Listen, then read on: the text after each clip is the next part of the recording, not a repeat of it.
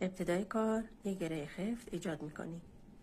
به این صورت بچه ها ببینین، یه پیچ به نخمون میدیم، یه زنجیره میزنیم و بافتمون رو محکم میکنیم.